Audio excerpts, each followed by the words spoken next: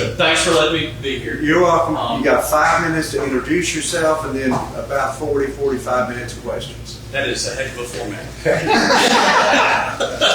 I did talk to Christina. Now she's coming too. So I surely hope so. I think so. So anyway, sorry, running a few minutes behind. Didn't get to leave the State House until, let's just say, after 3.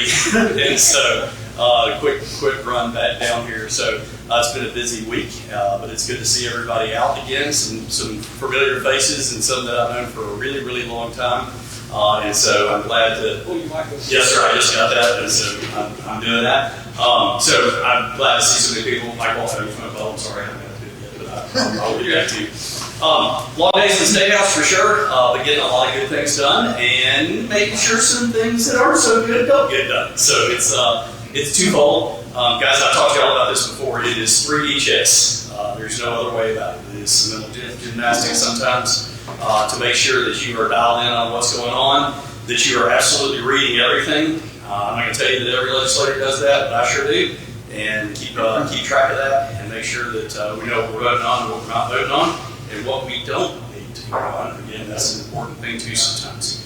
Gosh, you know me, most of y'all do have been around for a minute. I've got 2 small kids that I'm really proud of. Just talked to one of them on the way in. He was headed by boat over back to Orange Beach in the dark at 14 years old, so that was fun. Informed me that the bow light on Boston weather was not working, and I said, well, that means you can't go. So he said, I'm going to see if I can work on it, which is great. That means he's out there trying to fix a bow light right now. But we'll see how that goes. And then the daughter is 17 years old and started to look at colleges. So, gosh, y'all pray for me. This is going to be interesting. So we'll see. But it sounds like she wants to stay in the States, so she'll stay close by. So, as Robert mentioned, for those of y'all that don't know already, I served in the Alabama Senate. I served as the chair of the County Municipal Government Committee, as vice chair of the State Government Committee, and then served on the budget committees and, gosh, banking and insurance and a whole bunch of other committees that I won't go through the whole list of. But we stay very busy. Tuesdays and Thursdays, typically in the Senate, we are on the floor voting on bills. We had a couple of good bills pass this week that I'd love to talk about. Wednesdays are typically all committee work. So you start at Judiciary Committee, for instance, first thing in the morning on Wednesday mornings, and we go through all the long bills, the long agenda that is Judiciary. And so we work on committees all day Wednesday. So it's hurry up and go, make sure your amendments are ready, make sure your substitutes are ready, make sure you got all the bills ready. So I'll just stop there because I know it's probably getting close to my 5 minutes, and then get into the 45-minute question and answer session. Robert killed me. And so we'll see how that ends up. Hey, how's Gulf Shores basketball doing? Where do we end up? My son plays against Robert's grandson sometimes. Their season is over. Gotcha. That's all I didn't want to hear.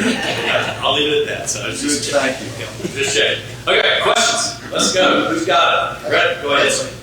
I'm running for county. Yes, sir. So, question about 4 commissioners versus 5. What's the advantage to 5? You might be. Yes, please repeat the question. So Brett, who's running for county commission, asked about the difference between 4 commissioners and 5 commissioners, and so my smart answer was about to you might be about to find out. So I used to serve on the county commission. When I served on the county commission, I realized as I went around and talked to other commissioners in the other 66 counties in the state, we're the only one with 4. So logically, having a deliberative body with an even number of people could cause some problems, right? I mean, that's just basic math. And so whenever you don't have 3 votes on a particular issue, the commission is deadlocked. Nothing happens. And so there were instances, they weren't terribly public because we didn't have all the, as much coverage as we do now, where we couldn't reach a decision, and that means nothing happened. Now, sometimes that's not bad, but more often it means just the most basic things don't happen. And so I have proposed in the past trying to change that with opposition from the current commission. They didn't like that. Ironically, previous commissions have begged the state senator to do something about it, and the state senator wouldn't do it. And so then we elected the state senator, having to actually set the chair before they thought it was a pretty good idea, and the tables were a little bit turned there. I mean, look, I think having somebody that can break ties is important. I think building consensus where possible is a good thing.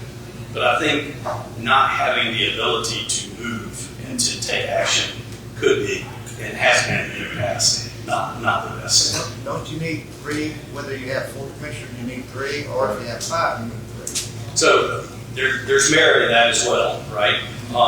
I guess I would look at it the other way. You can have 2 that don't go one way instead of just one. Yeah. And so that's the other way. That's the practical way of looking at it. There's also this issue of a chairman, right? Cities have mayors, right? A CEO, if you will. The commission is a big business. So Commissioner McKenzie just walked out. Last I looked, the county's budget is probably in the realm of $275 million or so, give or take. Grows about 8,000 people a year. I'm sure there's going to be a great question before we're done here. If not, I don't know. I don't know where y'all live. But it is a big business, and in my experience, the lack of continuity in chairman and changing essentially a CEO every year is problematic. I mean, I remember when I was the chair, I still used to get letters addressed to the previous chair that was, from 6 months ago, and then I'm sure the same thing happened to the next guy.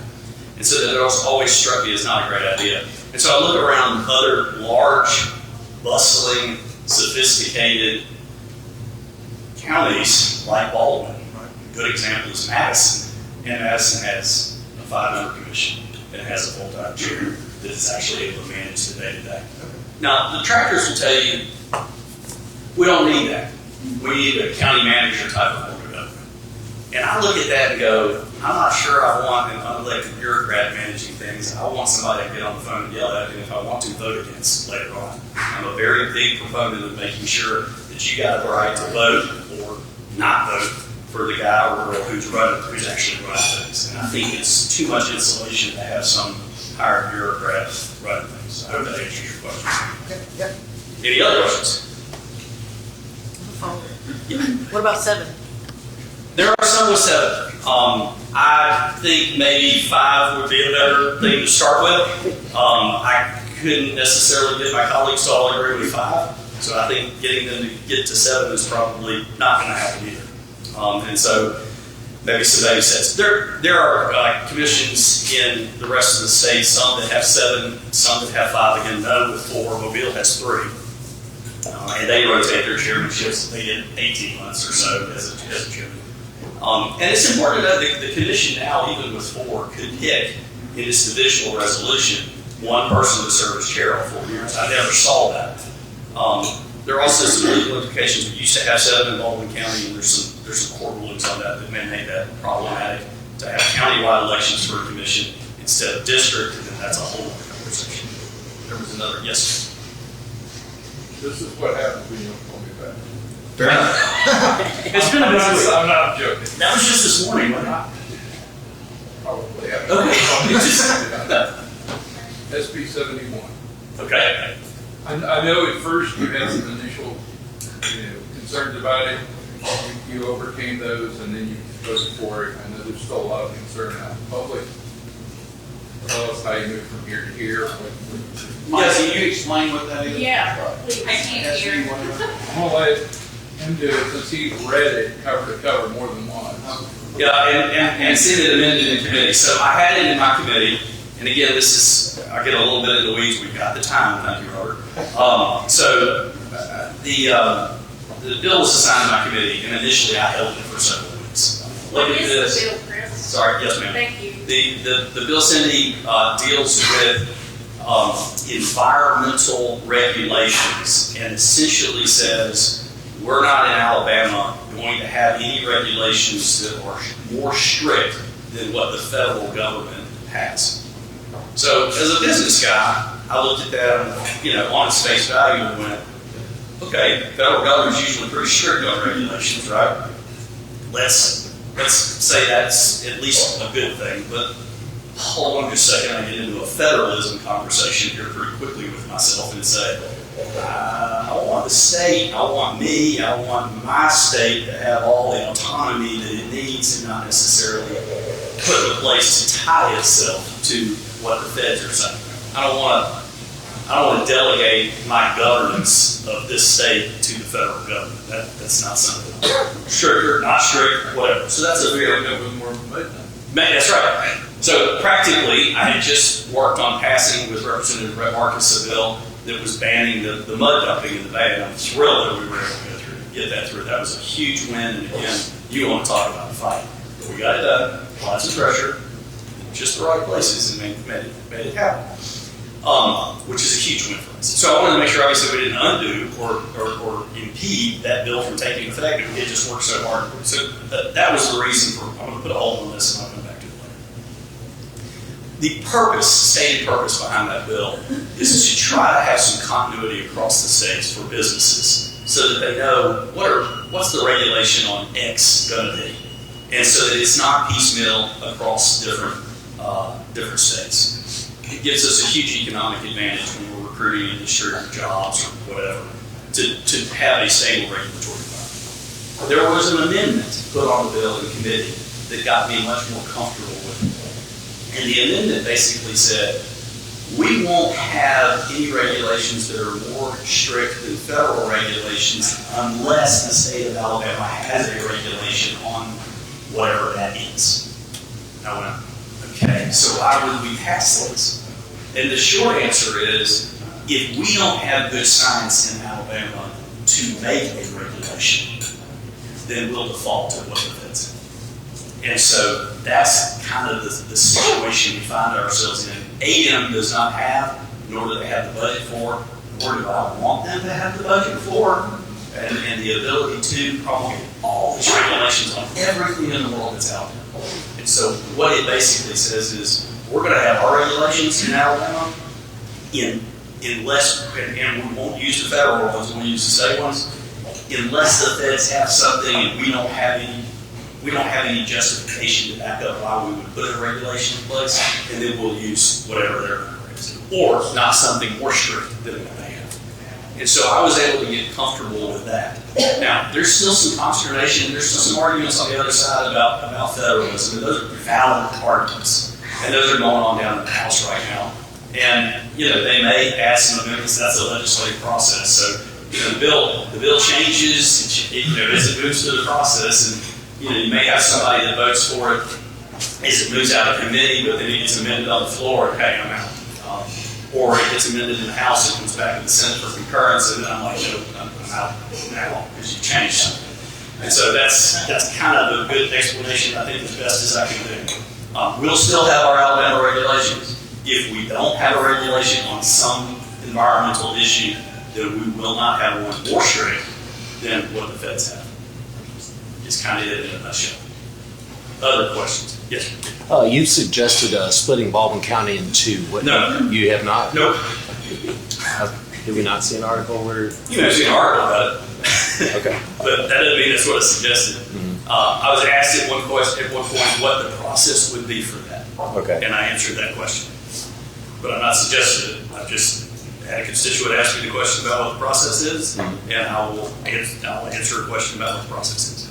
Yes, sir. Yeah, I sent you an email a couple weeks ago or a text message about your taking money from NEA, and I don't know if you recall that.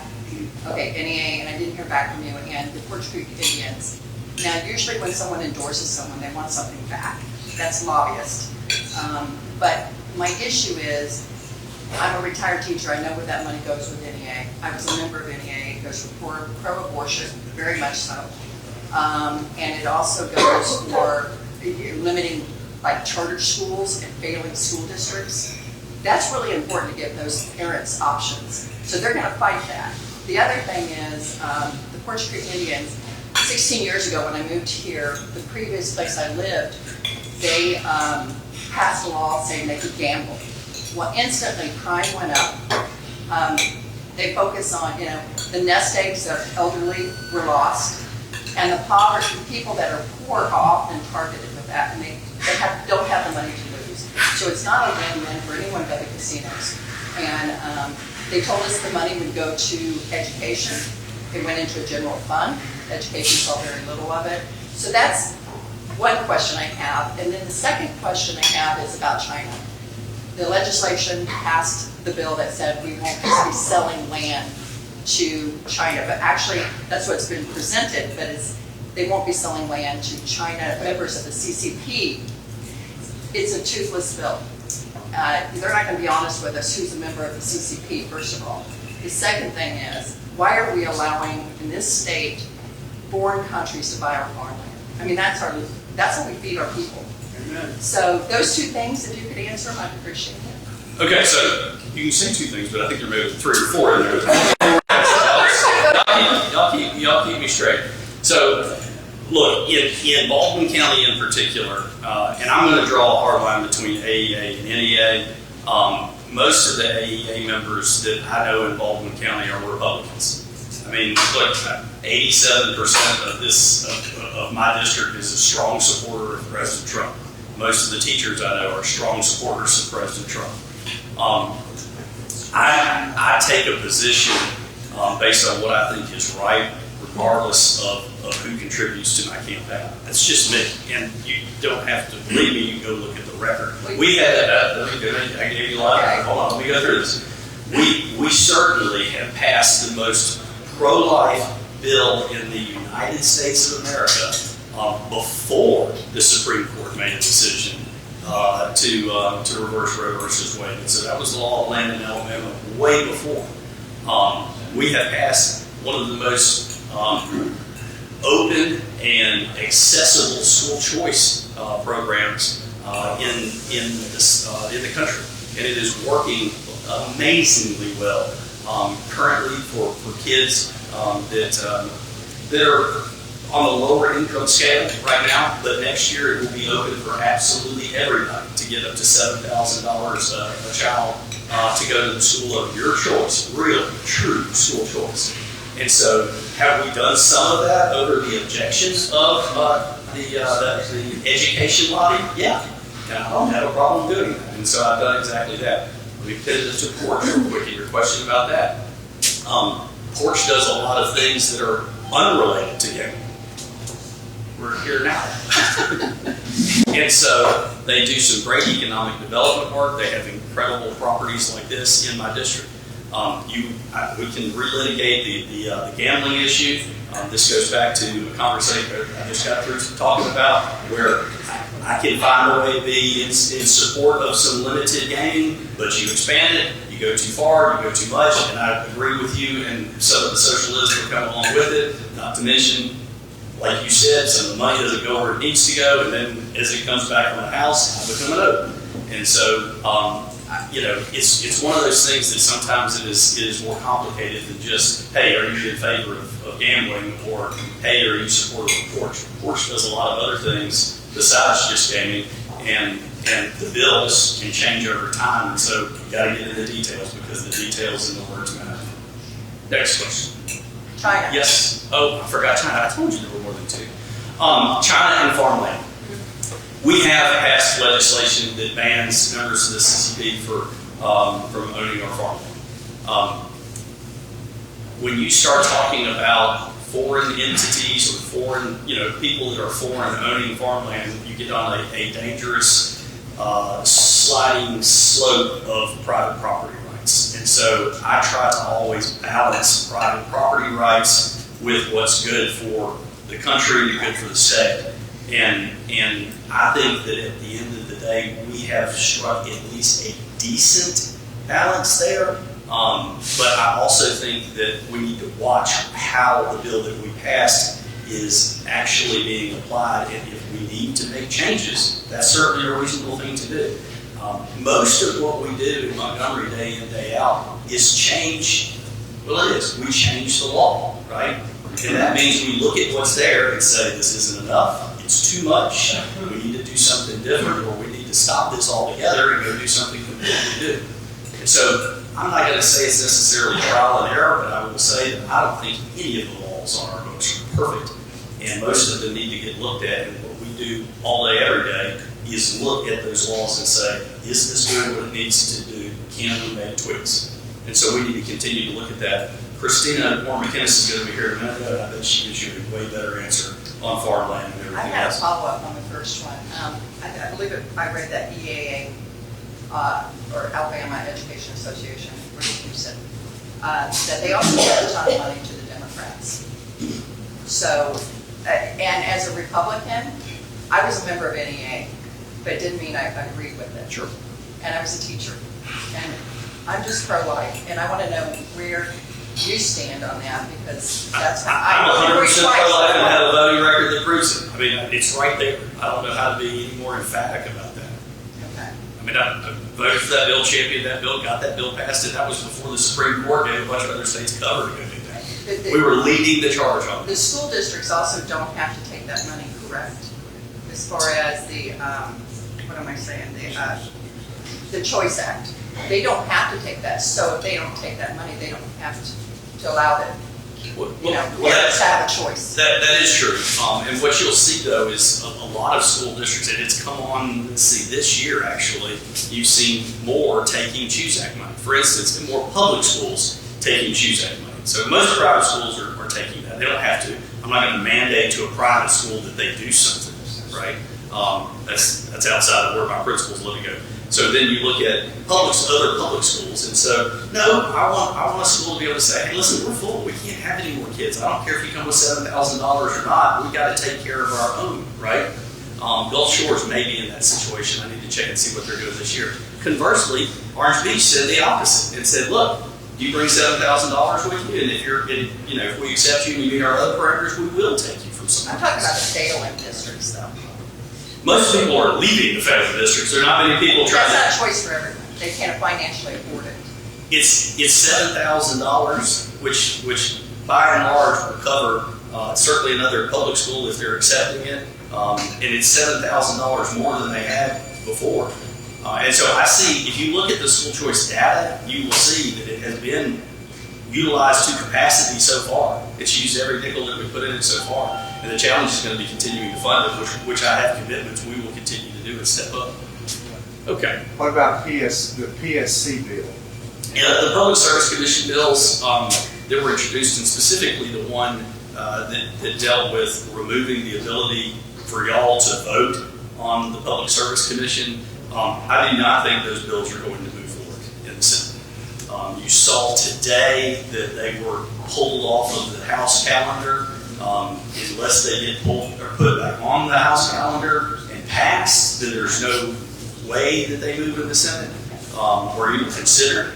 And so there is a companion bill that was carried by the minority leader, a Democrat, but I don't think that one's moving either. So I think stay tuned for that. But Robert, I'm in the 90-something percentile range of saying I don't think you will see that bill move. You'll hear more about that probably tomorrow from the pro tem of the Senate. So, Senator, while we're talking about public service commission, Yeah. their meetings that they have to make the decisions that cause the uproar here in North Baldwin County. Sure. Is there any way that the legislature can get together and mandate that those types of meetings and decisions of that magnitude happen within the district that's affected? That's a good question. I like to think that I have good answers for everything, Bob, but I don't know that I need to research that one and see. Practically, it may be kind of difficult for them to have an entire agenda made up of different decisions all around the state, and then to timely get that agenda handled while at the same time trying to accommodate being in the district or wherever. And so that may be tough practically. I'm sorry, I'm thinking through this as I talk, which probably is not a good idea. But that's an interesting concept. They sure as hell can be more open and public in what they're doing and what they're looking at. There's no question about that. And so, hey, it's a good thing we have elections. So talk to the folks that are running for PSC and ask them what their plans are to increase transparency and openness and accessibility to their meetings. I will say this, as it relates to the Stockton solar farm, and since you brought that up, I will say this: the PSC's charge in regulating a utility is not land use. It's how does this project fit in with the grid, and what kind of megawatt usage is the requirement? How is it going to connect to the transmission line? You know, all of that technical stuff, as opposed to a simple land use question. Now, I had said this recently. There is a solution here in Baldwin County to land use, and it's not a complicated one. It's zoning. Now, the folks in Stockton historically have not been very receptive to zoning. I get it. There are areas that go, I don't want the government having any hand in what I do with my land. Perfectly valid point. But there's a downside of that too, and it's, hey, anybody can do whatever they want with their land. And so, if folks are worried enough about what this solar farm will do, then the answer is a simple petition. You got to get 10% of the electorate in that particular planning district. I've got some experts in here on that to sign a petition. There's an immediate moratorium while zoning is applied, then or at least calculated what are we going to call this? That particular area would probably be zoned rural agricultural. So I'm almost 8 years out of being a commissioner, so my zoning lingo may be a little off. You're right. And so you got that, and then there's a referendum within 90 days, if I remember correctly. And so that project, if my understanding is correct, and I learned about it when y'all did, but if I'm correct, that project's a 2027 project. So it is absolutely something that if the people of Stockton wanted to go ahead and say, hey, listen, we want to zone this thing, we want to keep this from happening, that's the avenue, and it's available right now. I mean, look, democracy is not a spectator sport. Okay? You've got to be involved, you've got to be engaged, and that's why I'm so excited to see all these candidates running, because it forces people like me, or forces y'all to listen to people like me, to go out and say, hey, this is what I've done, and justify what we've done, and how we've done it, and why we've done it, and what it means. But that is the answer that is in place. Baldwin County is incredibly lucky. When we look at the other counties around the state, very few counties have zoning that was authorized by local law. And so we do here, and I'm really excited about that. Yes, ma'am. Yes, ma'am. Yes. Anyway, I have a question for you regarding healthcare. Yes, ma'am. So, can you tell me a little bit what your involvement is in healthcare? And the reason I ask is for two reasons.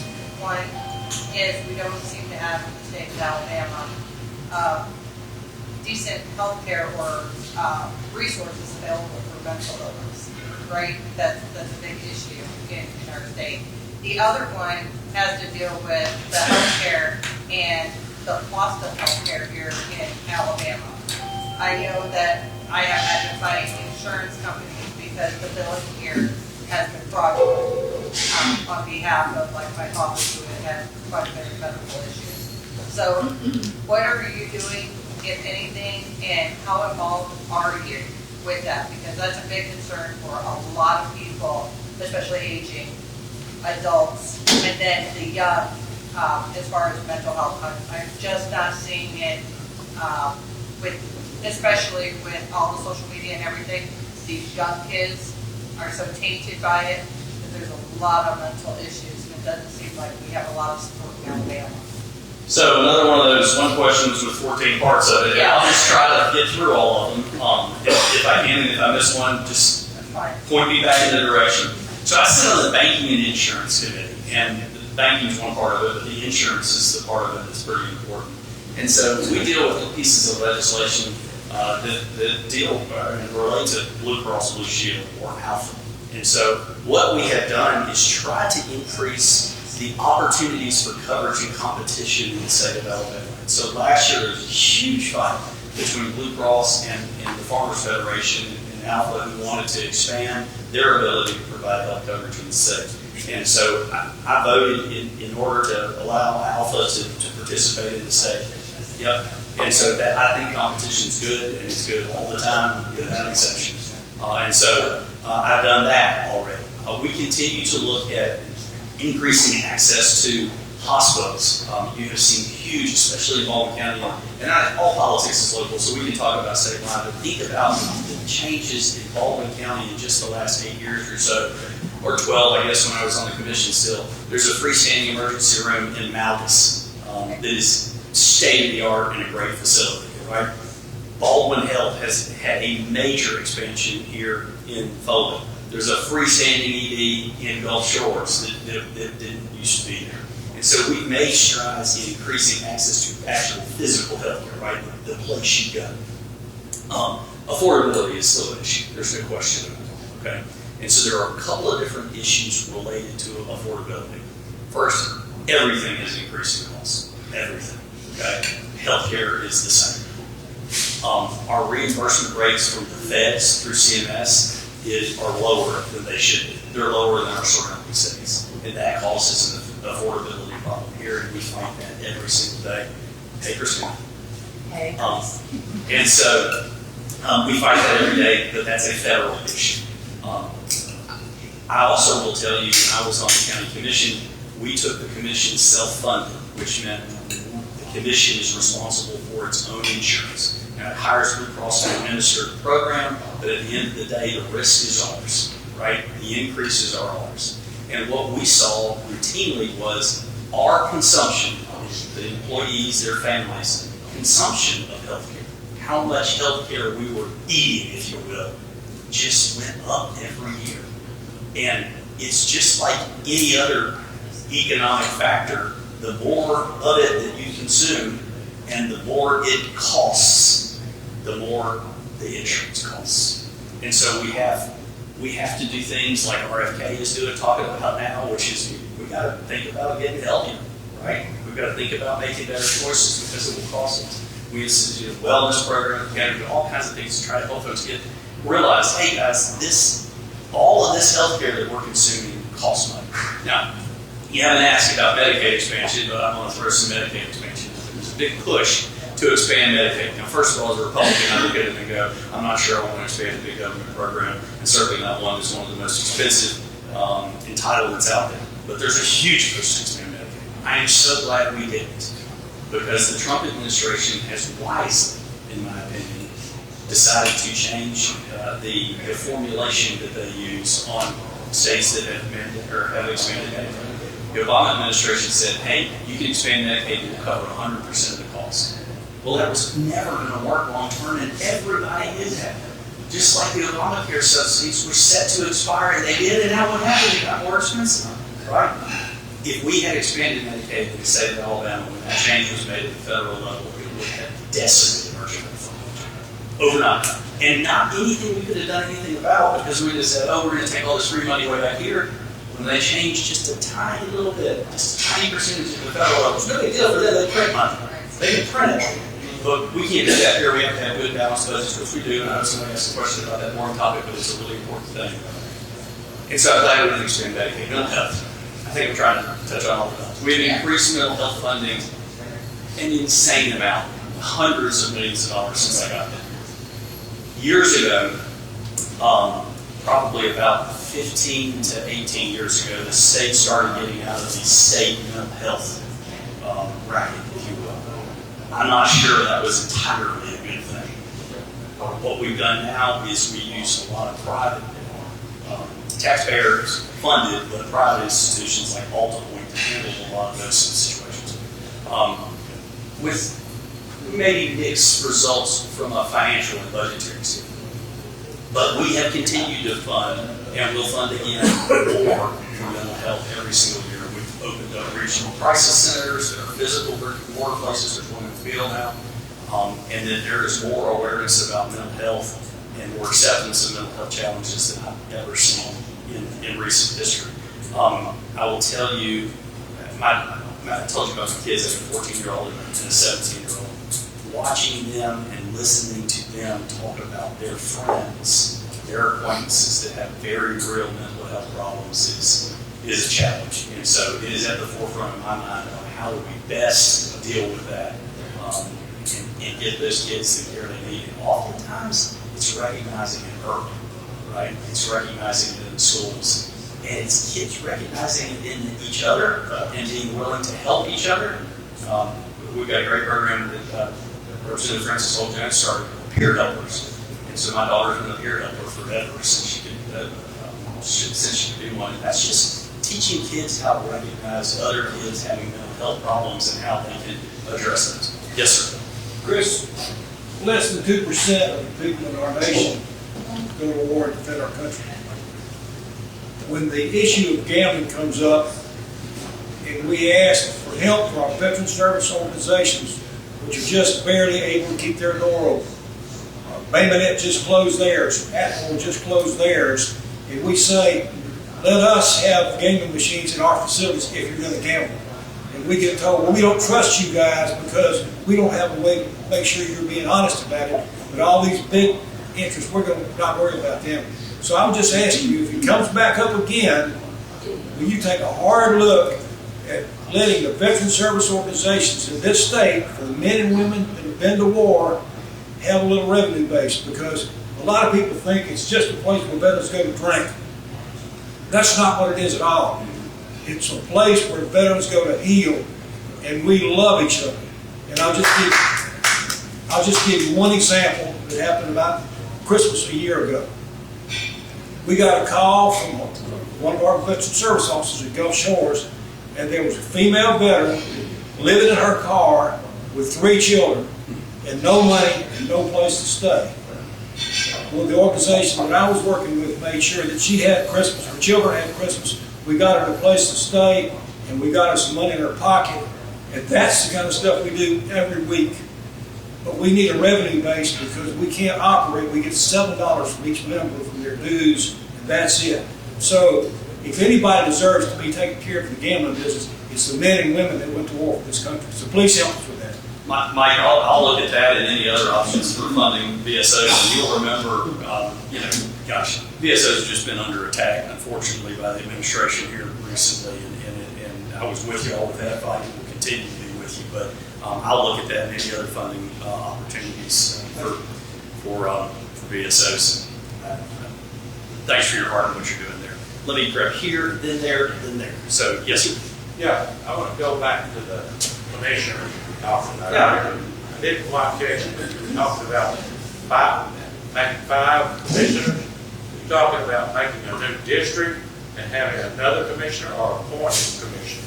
So two parts of that question. Yeah. So no, not an appointed commissioner. I mean, I'll say that right now. I believe in your right to vote. I want to make sure you're voting for whoever is leading, and you have the right to vote against, whoever they're not doing a good job. And so that's the first thing. The second is about districts, right? And you had asked me a question about districts as well. And so I'm not firm on that one way or the other. Legislation is unfortunately sometimes a compromise. I'm not a dictator. I don't get to go up there and just tell people this is what we're going to do, and I'll go, okay. And so sometimes you've got to figure out what the right solution is and the right balance is. And so I saw benefits to representing all of Baldwin County. I thought that was a good thing.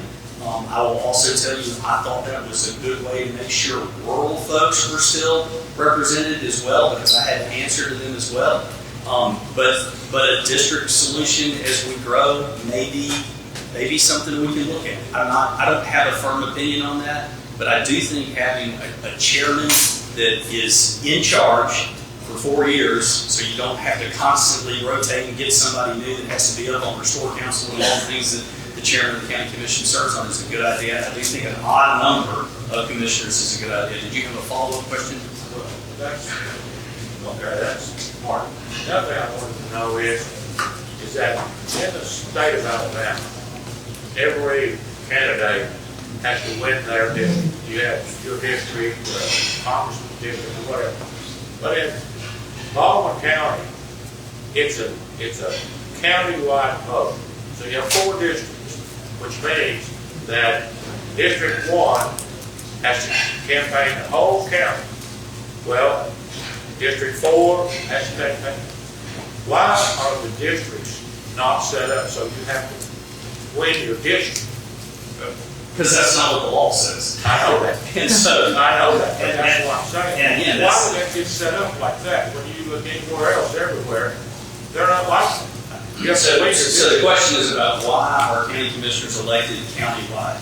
And that the answer is because when the statute was passed, that's what the legislative delegation decided on. And so Counties are political subdivisions in the state of Alabama. They derive what power and authority they have from the state.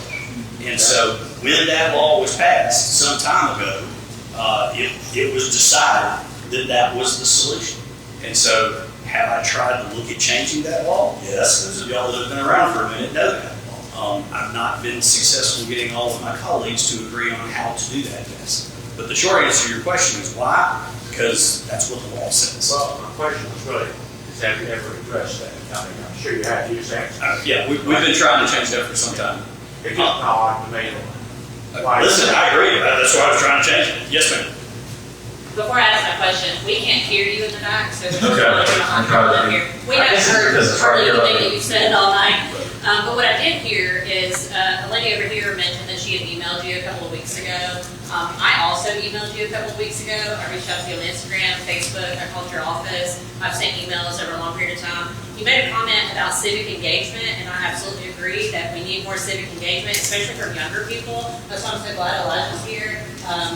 To have a young person here, because, I mean, no offense to anybody, but we see the demographic, but we definitely need younger people to get involved in these conversations, okay? No offense to anyone. What I'm saying is that sometimes we have to meet the voters where they are, and so I shouldn't have to come to a meeting here to ask you the best way to communicate with you in order to get our concerns across. Especially as it concerns education, SB 71, the issue on gambling, vets. So I guess my question is, what is the best way to reach you in a way that can be impactful? So I will tell you, well, first of all, what's your name? Neely Faulkner.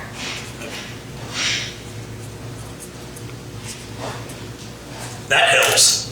So I'm blessed in Baldwin County, we're blessed to have the resources to have some great staff members. And so I have a staff member in Fairhope that works at my office there. Sorry. Sitting right behind me, so it makes me feel like I'm yelling there. And so I've got a staff member that is tasked with answering emails and getting back to people. If we're missing some, please forgive me, we'll figure something else out. I'll give you my cell phone number, I've given that out plenty before. We get thousands and thousands of emails. To answer your question about the best way, email is still probably the best way to get an answer quickly that will either come from me or come from somebody that's addressing a concern that you may have. Practically, there are about 30 to 40 different issues that people contact me about, and my answer is the same to everybody. And so to the extent that I can say, hey guys, this is my answer on this topic, and I'll get back to that person and tell them what it is, then typically that can work. It's also very helpful if you have a concern or need my help with something, right? Hey, I'm not getting a response from the state agency. I've got a mental health issue that's in the Department of Mental Health's not getting back to me on. And so we try really hard to do that. I also have a staff member in Montgomery, a clerk up there, that is constantly, the phone rings literally nonstop. And so we do what we can do with the resources we have to answer that. I will tell you that Facebook is usually not the best way, or Instagram. There are so many trolls and bots and things that just say whatever and anything like that. It's very difficult. Well, I had initially written you an email several years ago about the Literacy Act, concerns about the Literacy Act, where it was not addressing accommodations for ACAP for children with disabilities. At the time, my child went to the same school as your child did, so I kind of expected that I would get an answer back, but then I received a notification that the email was deleted without being read. Ultimately, I was able to get in touch with another representative who was able to address that, and so it wasn't an issue. But I just think it's important that as a representative, that someone in your district should be able to get in touch with you. So what I've actually emailed you about recently is another education topic, and then also the possibility of sponsoring a bill for cold case homicides and the preservation of evidence. There's a couple of agencies that I've been working with that have provided feedback about that. So I saw you write my name down, so I hope that you check your email for that, because I'd really love to come meet with you and provide that information.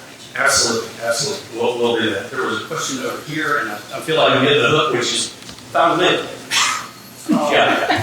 Paul Selena, you were talking earlier about what happened with Blue Cross in this state. I mean, all of a sudden, I used to be able to go to the gym, they pay for it, and now they're no good. The doctors I have, they're not taking Blue Cross. What happens between So the question, and I'll try to see if I can yell through this thing, the question was about Blue Cross and not covering certain things. Yeah, all of a sudden, the different clinicians are not taking them and going to like Iowa, one of the places for, you know, the recreation usage you get for silver sneakers or something like that. They're not giving you any money for that anymore.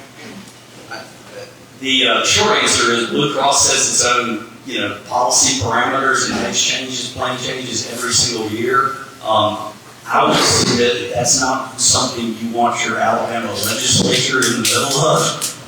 That's probably a little bit too much government for me. And so at the end of the day, they're probably making decisions based on how to keep coverage affordable. And that's probably where that's coming from. I would think so. That's not something that's in the statute. Their names, so that's why. Yeah, that's not something that exists in statute or anything else. Guys, I want to wrap it up real quick. I want to say thank you for letting me come tonight. I appreciate the great questions. I'm running for re-election. Guys, this is a tough job. It's a tough job where you've got to be dialed in and you've got to be smart and agile and energetic and willing to go 14, 16 hours a day, which is exactly what we do most of the time. We endeavor to get back to everybody, emails and calls. There are thousands and thousands of them, some of which, again, are not real, which is always fun to sit through. But I am willing and ready to go for another 4 years. The election's in May. The district runs essentially from Spanish Fork down the Eastern Shore and then across to Brea Beach. I don't have Lillian anymore, which is kind of disappointing. I love representing Lillian, but I'll still help however I can and whenever I can. So my name is Chris Elliott, and I certainly would ask for your vote on May 19th.